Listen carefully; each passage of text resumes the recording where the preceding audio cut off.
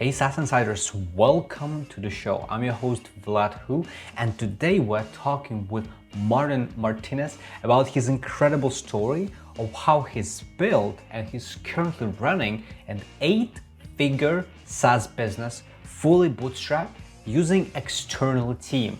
I'm excited and I hope you are as well. And here's a clip from today's episode. So running a business that makes money is the most valuable company you can build. I'll give you a perfect example. We recently hired PwC, PricewaterhouseCoopers, to give us some advice about offshoring our company and doing a bunch of stuff. When we told them our revenues, they were saying, "Oh yeah, we work with companies your size all the time. Like they're a big, multinational, right? So of course they're gonna, 8-figure, turnover is nothing." But when we told them our profits on our margins, on our EBITDA and our dividend distributions, they couldn't believe it. They said, "What? You make money? You're a software company. You're not meant to make money." They could not believe it. Now, a company of the size of PwC. This is just a small taste of Martin's story, and listen to this episode to learn all the juicy details. This episode is sponsored by the SaaS Insiders Studio. We help SaaS founders build their minimum viable products, MVPs, launch quickly, find a product market fit, and grow from there. SaaS Insider Studio works with non-technical founders that are on the pre-seed or seed stage to help them execute on their product vision. To learn more, go to my LinkedIn profile that you can find in the description to this episode and shoot me a direct message there. All right, let's jump straight into today's episode. Today with me, I have Martin Martinez, the CEO and founder of Meet Alfred. And today we're going to talk more about his journey with his company, some of the thoughts about bootstrapping versus getting funded, and what's the best way to lead a company, the SaaS company in 2022. With that said, Martin, thank you for coming to the show. Hi, Vlad. Thanks for having me. For those who might not know you yet, if you can give just a couple minutes your background, where you're coming from, and what you're working on right now. Sure. Well, as you mentioned, I'm the CEO and founder of Meet Alfred. It's a leading LinkedIn automation platform. I'm a serial entrepreneur. This is kind of my current venture, but I've been involved in multiple different types of businesses. My career originated in gaming, in casinos, and it's evolved into now software. So it's a full spectrum of entrepreneurship. But yeah, currently, working in SaaS. Interesting. And when it comes to Meet Alfred, we talked a little bit about off air, but it looks like you've actually bootstrapped the whole company from the ground up to now, I think like 8 figures, right, in ARR. Correct. So originally, my SaaS story is one of those that I was scratching my own itch. Back in 2014, 2015, I was running a consulting firm. And, we had a portfolio of consultants and we were helping them get and generate leads. We were using LinkedIn as a primary source of business. Over time, it scaled. So we used different virtual assistants to kind of do a lot of the outreach within LinkedIn. And at some point, I thought this is a very repetitive task. Is there software available to automate this? And there was plenty of tools out there, some worth mentioning, DuckSoup, which is kind of one of the OGs of this industry. And unfortunately for me, because I'm a pretty plain vanilla kind of guy, I didn't like how their software worked. It didn't do what I wanted to do. And it also wasn't that user-friendly. I explored the idea of building a product for myself, so we explored that. We put a project on Upwork originally, came across a developer, and he quickly put together the first version of our product, and it worked instantly. We were very successful straight away, kind of scaling. We didn't need as many virtual assistants. And as the time went on, a lot of our customers in the consulting firm were asking, "Oh, can you help us get business through LinkedIn?" I said, "Well, look, we use this software. Why don't you use it yourself?" So we had lots of customers in the consulting firm, and we gave them access to them and their team. And in order to do that, we did it as a Chrome extension. So we published it on the Chrome store. It was around 2017 when we did that. And we just left it there so our customers could use it. And around March 2018, something like that, could be getting the years wrong, but around that time, we found ourselves with 6,000 users using our platform for free on the Chrome store. So we said, hang on a minute, there might be a business here. Why is there so much demand? And it really came down to the fact that it was a very easy to use product, very user friendly. And that kind of was the basis of my own needs. And it became a success from there. Now, I also know Duck Soup myself because we work with a lot of our customers, helping them build something like Duck Soup or just integrate with Duck Soup as much as possible. But I see a lot of people with the story just like you. They go and find a developer to build something, but they really rarely get this like virality of their product, which just explodes and gets the interest. Like from your experience, when you look back, what do you think you did a bit differently to differentiate from everyone else and to actually start getting attention to your product? Well, look, I don't want to take all the credit, but like I said, it was a very, very easy to use product. So the way we built it, the way it integrated to LinkedIn, there were buttons right on the platform that were never there before, that were easy to kind of use. And just the way we kind of carried it was very user focused. So that was one of the key things. So to me, it's almost like that product led idea, which is all about making a really good product and the customer appreciates it.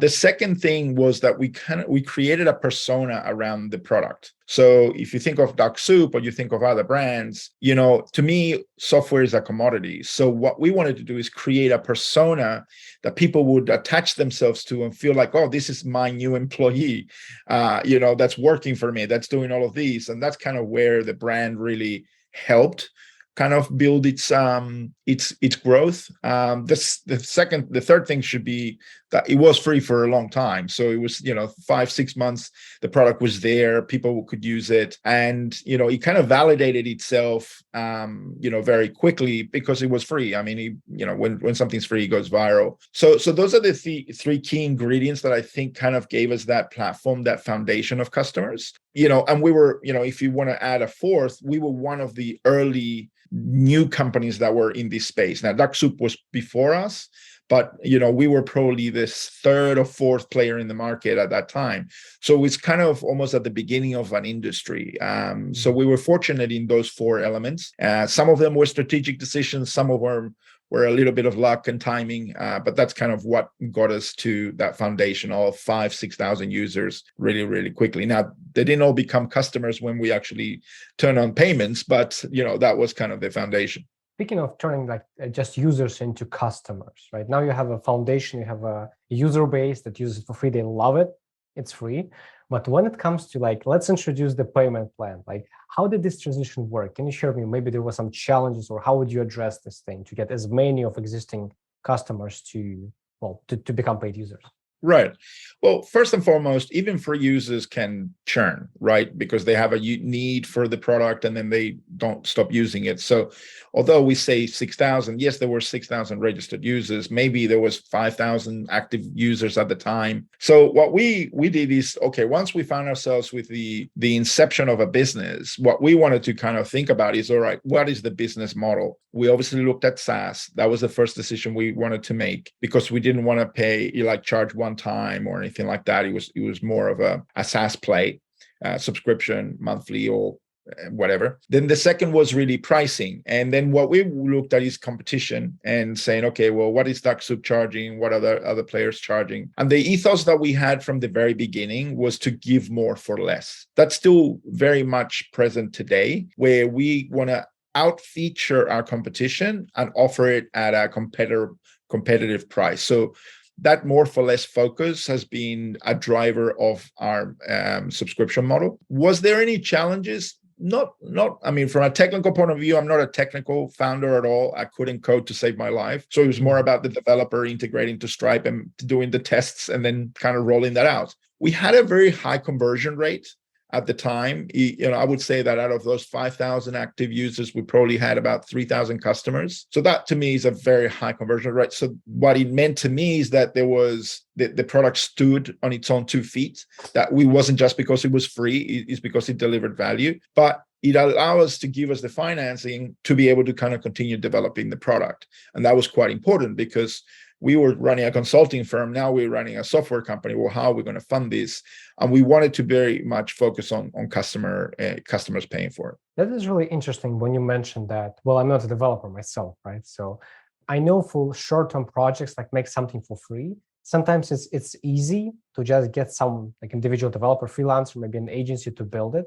But when you build your software company, it's a much longer project and much more wrong decision can be made, right? So you need to be very careful. I'm curious, how do you see yourself like operating in this company without being technical? Like, do you have a technical co-founder, or you just developed a really good model of actually communicating with your technical team? Right. Again, you got to think about it from the way my story evolved. Like, I developed a product for me. So my relationship with my developer, by the way, neither my partner is also non-technical. He's actually like, he barely uses iPhone. I mean, he does, but that's not, his technology is not his forte at all. He's in finance. So my story began needing a product for myself. I didn't need to know the technical side. I knew what I needed the product to do, and the developer went on and did it. One of the benefits, one of the things that people talk about a lot is this MVP, creating a minimal viable product. To me, one of the challenges is that if you're a perfectionist like me, you will not launch a minimal viable product for a long time because you feel embarrassed. However, when the product is for your own use or it's free, you can launch the worst product and it doesn't matter because nobody's paying for it, but at least you're getting valuable feedback. So when I look at MVPs and I advise other startups to think about MVPs, it's like, just push the code out, get people to use it. Since it's free, their opinion matters, but it doesn't matter as much as a paying customer. So you could just continue to roll, listen to what they want, build it, and so on and so forth. That kind of gets you from zero code to a free product to a paid product. That's kind of the journey that I would potentially advise other people to take, because a lot of people like myself, the MVP is just never good enough. You know what I mean? So it's like, okay, well, I'm never going to charge. I'm never going to ship this. I'm never going to do it because it's not good enough. However, if you ship an inferior free product, it doesn't matter because you're not too worried about the customer feedback. Martin, I think the question that's really interesting for non-technical SaaS founders that are listening, SaaS insiders, is how do I actually communicate with developers what I want to achieve? Because it looks like you've got quite a good connection with people you work with, but a lot of times people just complain that, so I have this brilliant idea, but technical people just don't get it. They build something that I wasn't asking for. It's almost like they built what I set them to build, but that's not what I wanted. In a way. Right. Look, my first and original developer was from India. So there was not a language barrier because they speak English fluently, but there is an accent barrier. I mean, I'm Latino background and he's Indian background. Like, there's a different disconnect in the way we actually speak. But to me, what I think is most important is to set reasonable expectations, right? And to want everything for little money is unreasonable in many cases, which is what a lot of times happens, that startup founders, they only got a little bit of, let's say $10,000 or $5,000 or whatever, and they're trying to deploy it into a development. And their expectations is that they're going to have a finished product, and it's just unrealistic. So the first thing I will be for me to say is that you need to set reasonable expectations. And reasonable is it's very subjective, right? What you think is reasonable might be different to me. But I can tell you that now, running a software company for 5 years, I want everything done yesterday, and my developers need 3 months. So it's bridging the gap between my expectations, which is do it now. It can't be that hard. It's a button here or a link there. Like, it can't be that difficult, to appreciating that these people know what they're doing. They need certain time. And it's not just about putting the link there. It's about testing and deploying. There are some layers. So for me, I can tell you that I have evolved significantly from day one, talking to one developer out of India to now having a team of 15. It's an evolution that it's taken a lot of time in me really understanding and appreciating how hard it is to code, how time consuming it is to code, and how testing is an element of the development process that is normally discounted. It's not really considered. Yeah, communication is key, but having clear expectations and them being reasonable, then I think that's paramount. No, that's gold. That's really gold. When it comes to actually selecting the people you want to work with, since you're not technical, right, you cannot conduct a technical interview, ask them how to do this or how to do that, because you don't know yourself, right? It wouldn't be. How do you know that this is the people that you can trust and you can work with long term? Did you have stories when it didn't work out maybe? And what did you learn like from those experiences? Well, I definitely have stories.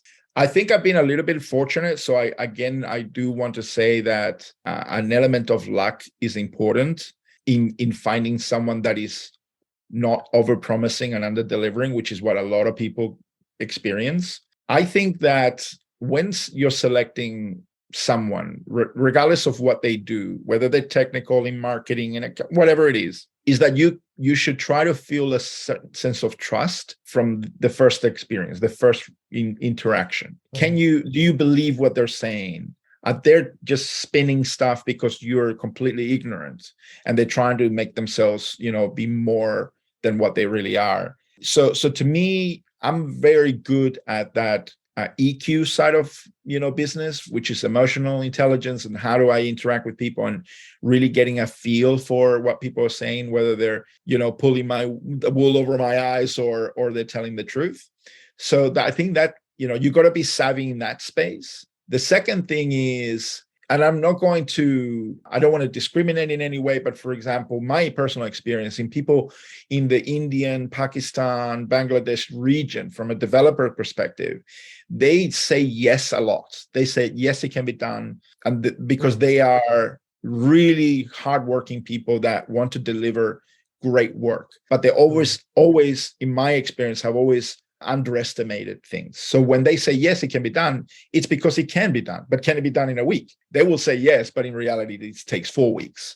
So what I'm trying to say is that part of the world, you have some communication barriers, but you also have a cultural difference, which they want to make sure that the customer is always happy. So they will say sometimes things that they're not totally true because they're trying to make you happy. To answer your question directly as to how to select people, I think having a good rapport is important. And I would say having small deliverables is the way you can test, performance. What I say is like, can you do this? They'll say yes. And then by when? If they do what they said by when they said it for the price they said, you can take the next stage and the next stage after that and so on. So let them prove to you over short stints that they can actually deliver, rather than say, yes, the project is this big, we're going to do it in 4 weeks and it costs this little. It's just not realistic. As I said, I have zero coding knowledge and experience. So for me, it's all been about ongoing communications and trying to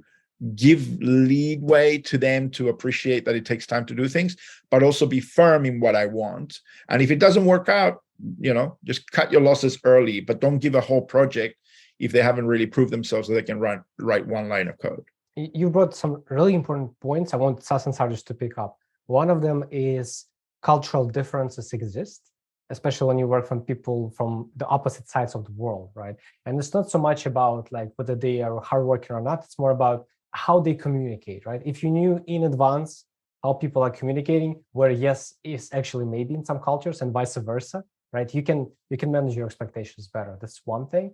And second is the gradual building trust with small steps helps understand whether you can work together. I really want everyone to pick this up because we have so many horror stories, when people start and say like, we're going to build 6 months worth of project and we found those great guys, they say they can do it.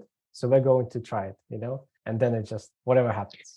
But I'll give you the opposite story to that, right? So I've been operating the business for over 5 years now. At the beginning of 2022, I had 5 developers, full-time developers working on this project. One was from India, one was from Pakistan or Bangladesh, and the other 3 were based out of Colombia. So that was in January. By February, we were down to 2. Now, a platform like this, you can't run with 2 developers. It's just not possible. So we found ourselves in a recruitment drive that we needed to kind of get people as quickly as possible. We hit a massive wall, and I'll share that wall with you.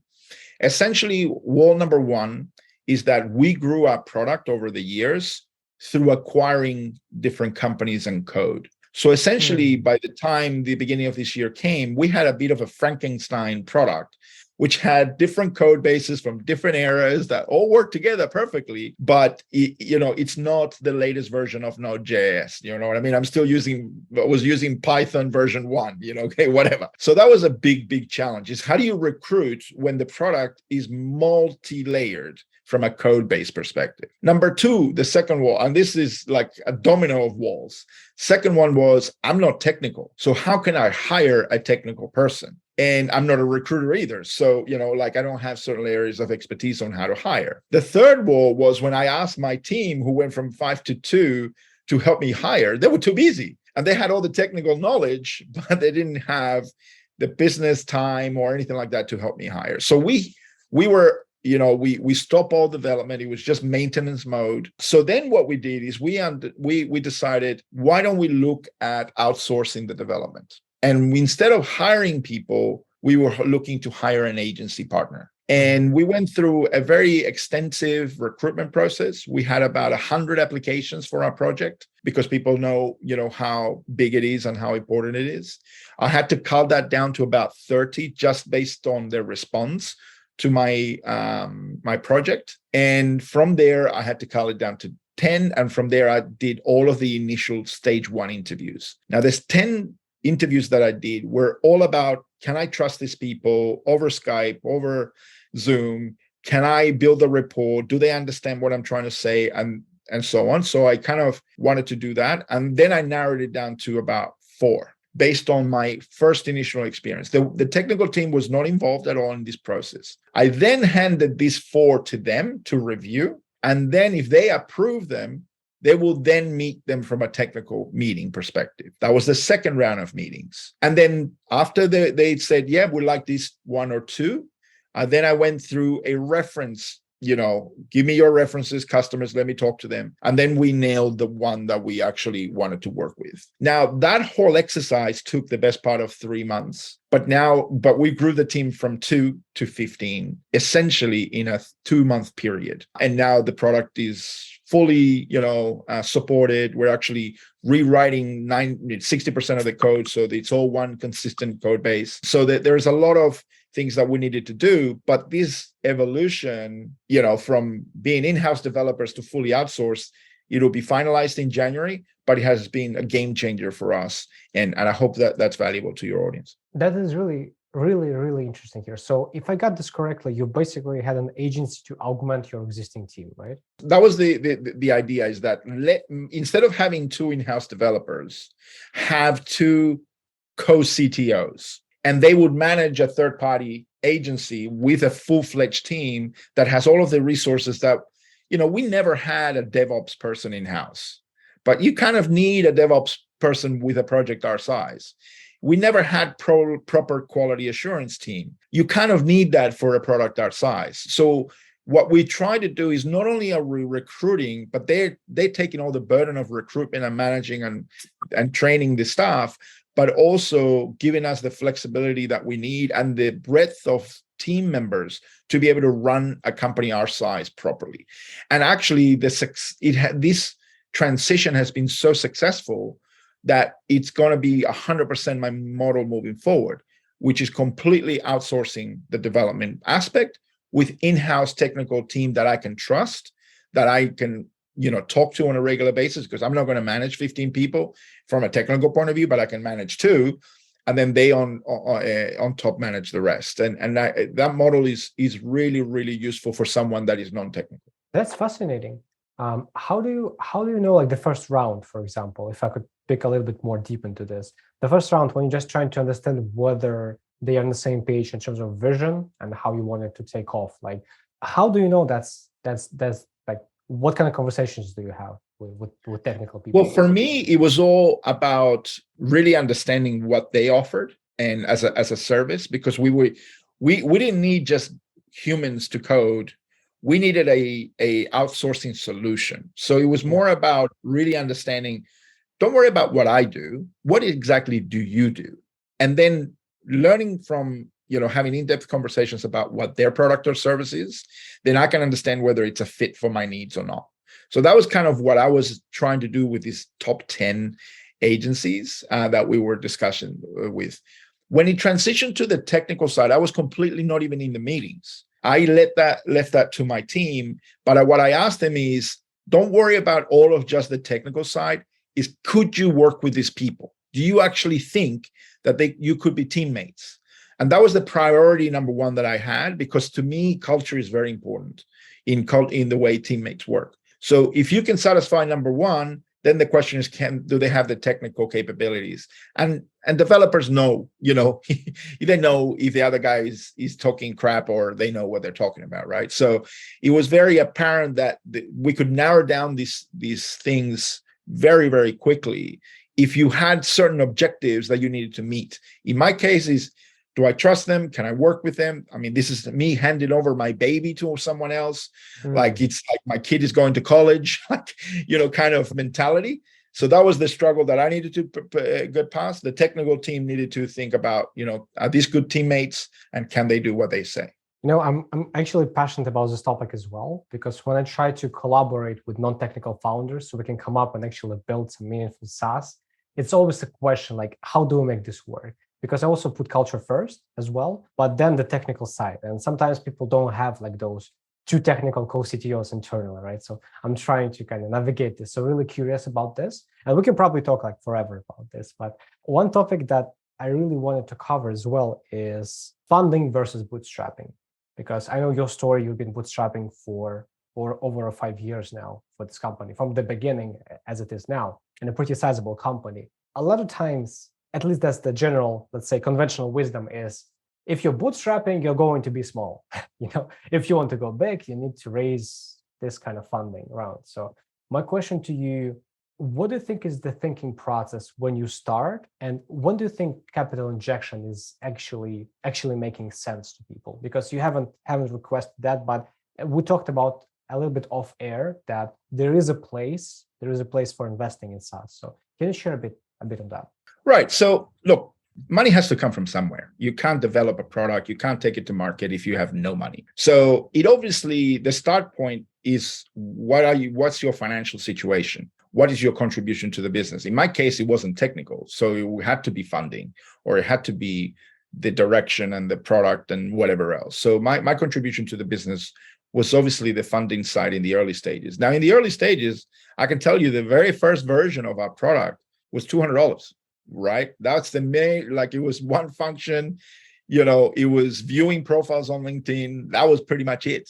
And then it kind of evolved from there. And I put another couple of $100 and this and that. And it evolved, over time to what it is today, with over 50,000 lines of code and, 15 team members running it. But the reality is that it's very hard for me to generalize when everybody's starting point is so different. You might be able to get some money from your parents, or your friends.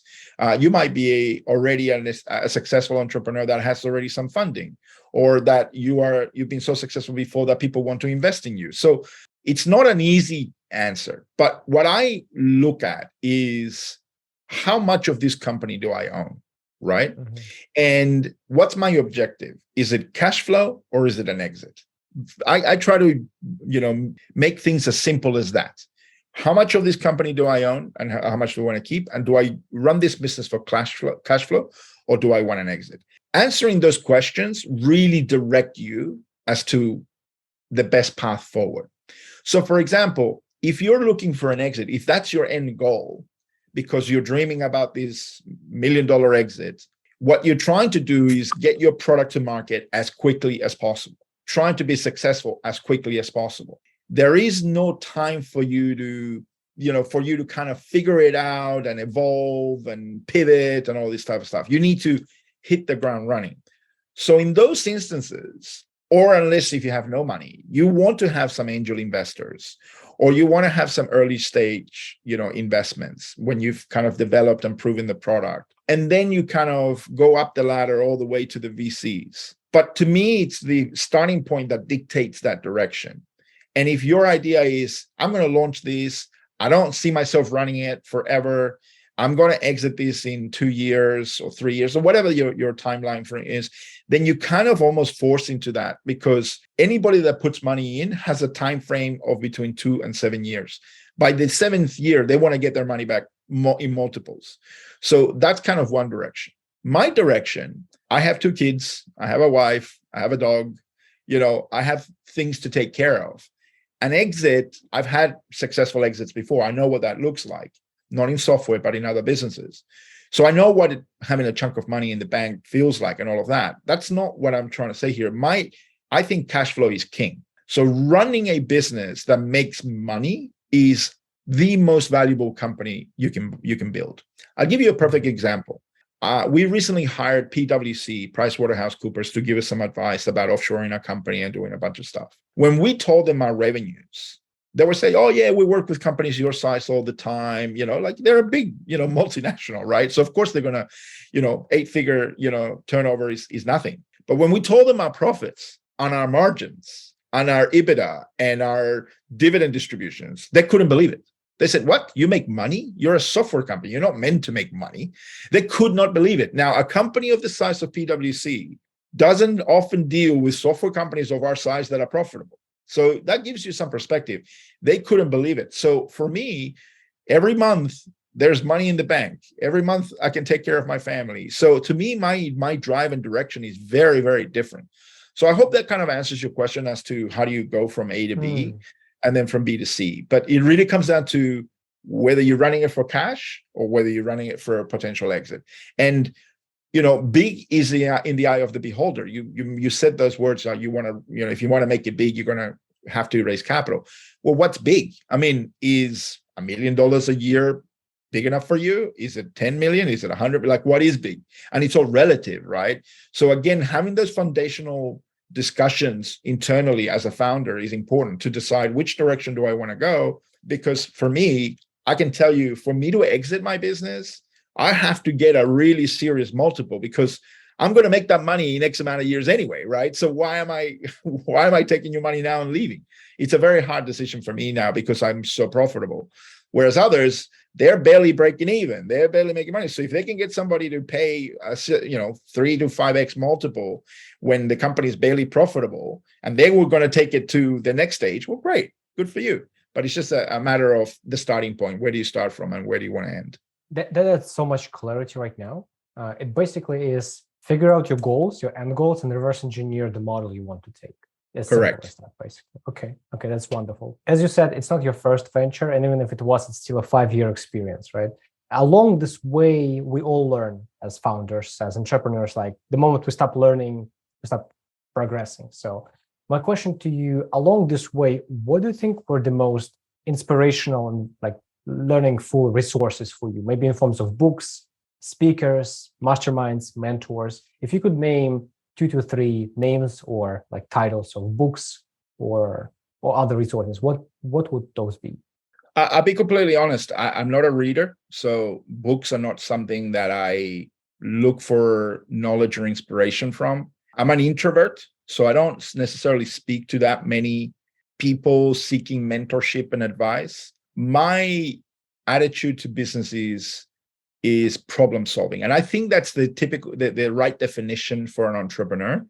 It's not only being unemployable, because we are entrepreneurs are the worst employees, but really to be a successful entrepreneur, your number one drive and thing that makes you excited is solving problems. When there are no problems, you actually become a little bit bored. You're looking for problems because, hey, I need to get busy. So I don't have resources or people that I go to or books or mentors or anything like that. For me, it's all about here's the problem, what's the solution? And there's always a solution to a problem. And my wife kind of, recently has mentioned this, is like something goes down in the software and gets shut down, or the server, something happened. And back many, many years ago, maybe 10 years ago, I would stress, I would worry, I would get upset. And now I say, okay, what's the solution? And I only focus on the things that I can control. So I can't make AWS, restart. It's not something within my scope. So why am I going to be worried about that, right? I'm only worried about the things that are within my control. And my focus is really all about problem solving. So I don't think I've got a good answer for you as to the resources side, but you are the best resource. The key here, though, is that you manage the things you have control over and relinquish control of the things you're not, and trust the people that you're relinquishing to actually be as invested as you are. And that's kind of, it's not an easy thing to achieve, but that's kind of the ultimate goal you want to have, is focus on what you can, let somebody else worry about the rest, and then trust them for it. What do you think would be some things, Martin, that you would say to maybe like a younger version of yourself, let's say 3 or 5 years ago? Because you've learned a lot, right, through this SaaS journey, about hiring, about the product market fit, pains, scaling. What are the things you think you would really love to know when you started, from now perspective, like, oh, how much time it would solve you? Like, what are those things that you think are valuable that you learned along the way? Yeah, I mean, again, I think that the number one thing that I've learned in running this business, well, there's two things that I think are probably valuable to your audience. Number one is that development takes way longer than you ever estimate. Now, different developers are better at estimating things. So being appreciative of what it takes to build a product, the way I think about it is, if you have to build a car from scratch, can you do it? No, you need a bunch of mechanics. And these mechanics, where are they going to get the parts from? How is it going to be pieced together? It's too many elements, too many lines of code that it can't be created overnight.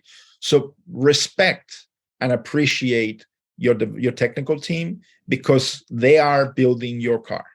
And you want to make sure that that car drives properly, that doesn't fall off and the wheels come off and all that kind of stuff. So to me, I was always, especially 5 years ago, it's just like, it's only a button here and a link there, and let's just get it done. Like, how long can it possibly take? And then they say it's 48 hours, and then it takes a week. You know what I mean? Just be respectful. If you don't know something, let them do it. And if they constantly don't meet their own deadlines, well, then you got somebody that's not estimating their work properly. But if they say 7 days and you want it in one, don't be unrealistic and expect it in one. It's going to take 7. So that's probably the number one thing that I've taken away. The second thing that I've taken away in running this business is that you're going to have copycats in software. It's just inevitable. Like, software is a commodity. So as a founder, try to focus on brand and product as your key differentiator. And if that's not your forte, maybe it's your content, maybe it's your positioning, whatever it is, but don't make it the code. Don't make it the software. Let something else within your company, something else stand out, be the differentiator, to choose you over somebody else. Now, in our case, we build a persona, Alfred. And people tell me all the time, oh, is this Batman's butler? And I never even thought about Batman when I named the product, but it happens to be someone that works for you, and he happens to be a butler. So that was coincidental, but it was more about that. It was all about positioning and where am I taking this company and who leads the company, and putting myself out there like I'm doing right now, speaking with you. I think that can serve you better. I can tell you there's lots of great products that never hit the market and become successful because all the other elements are missing. Whereas there's lots of shitty products that are in the market that are marketed so well, and that become powerhouses. So that's kind of the second thing that I would say, is just focus on not just the code and how good this button is and how fast it is. It's really, are you solving a problem? And in software, your product has to do one of two things, and hopefully both. It either makes somebody money or it saves them money. It's those two. Anything else is completely a waste of time trying to position it and this and that and the other. It just doesn't make any sense. So those are the two key things that I've taken away. I think I heard like maybe around 5 times already through the interview. And I think this is the theme of you vibing with your team is appreciation. You use this word quite a lot.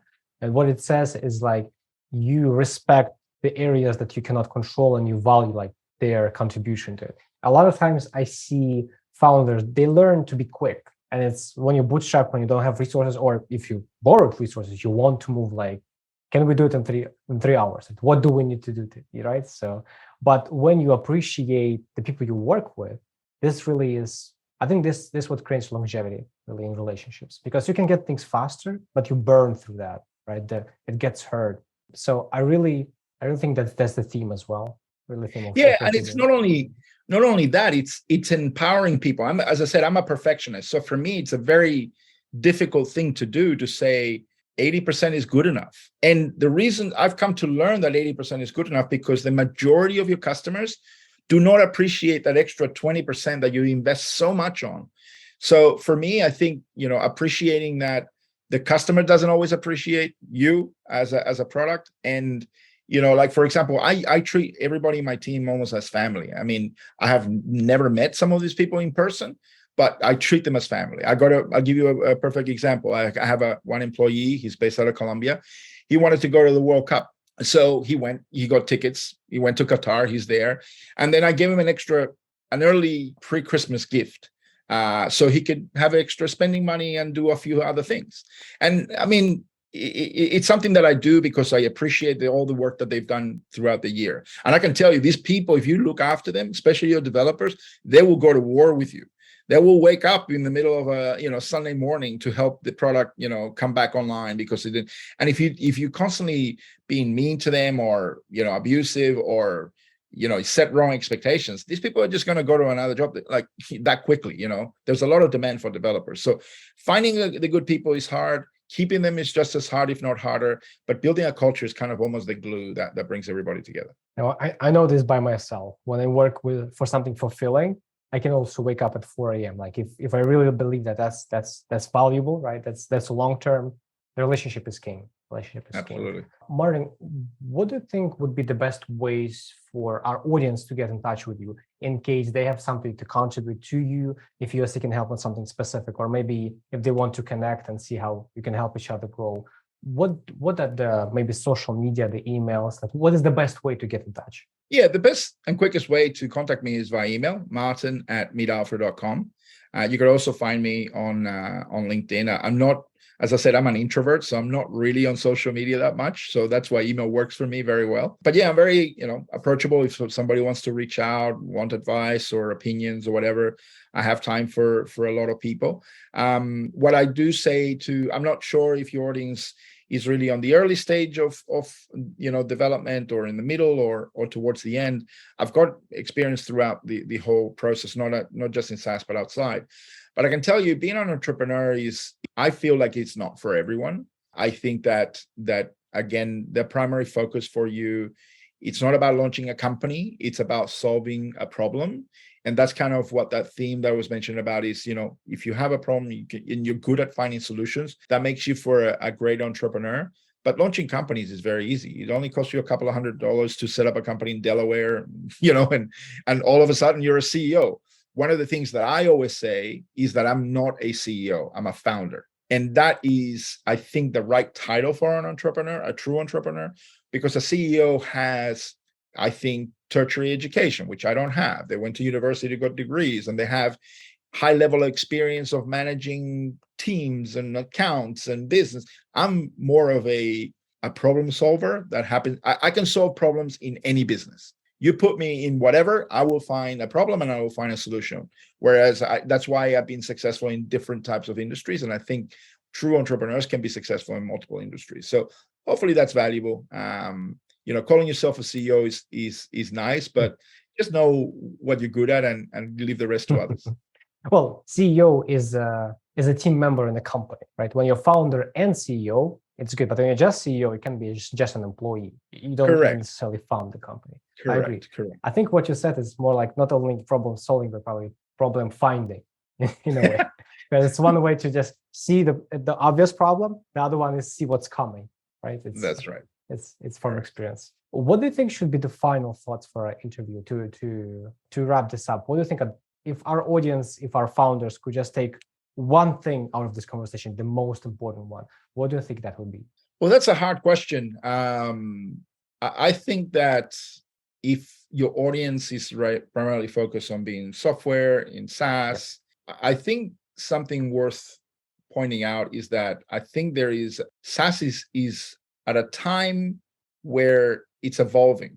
Now, everybody thinks, monthly memberships and annual memberships and CAC and all these all that's wonderful. But again, what I always say to people is that there seems to be a saturation in software. Like every industry, it's almost very difficult to penetrate. There's so many players and whatnot.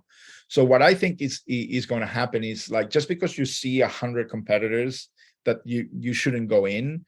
You should definitely go in because there's a market for it. But how successful you'll be, that's very, very difficult to judge. But I think software and SaaS is at a point where it's hitting a maturity in the way that the sophistication of running a business. You know what I mean? Like, I'm not sure I'm explaining this properly, but like in SaaS infancy, everybody didn't know about CAC. It didn't know about, churn, and they didn't know about all of these things. All of these things are very well known, and there's plenty of resources to learn about everything. So what you need to do to be successful is, you need to know about all of these things, but you really need to know your customer or be your customer and really be empathetic about what their problem is to be able to give them the right solution.